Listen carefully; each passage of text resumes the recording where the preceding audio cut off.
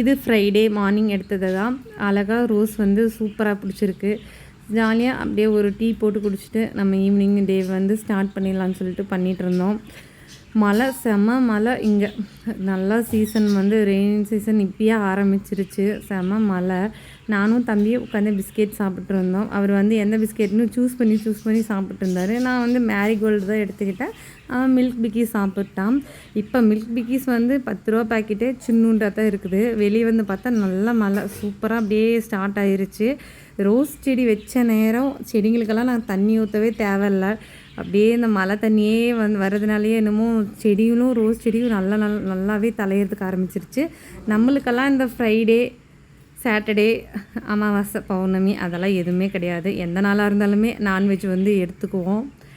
சாமி கும்பிடும்போதுனா மார்னிங் சாமி கும்பிட்டாச்சா அப்போ ஈவினிங் வந்து நான்வெஜ் செய்ய வேண்டியதான். அந்த மாதிரி தான் நம்ம நிறைய பேர் வந்து சாப்பிட மாட்டாங்க.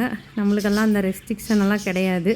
எப்போ தோணுதோ அப்போ சாப்பிட வேண்டியது தான். எப்போ சாமி கும்பிடணுன்னு தோணுதோ அப்போ கும்பிட வேண்டியது தான்.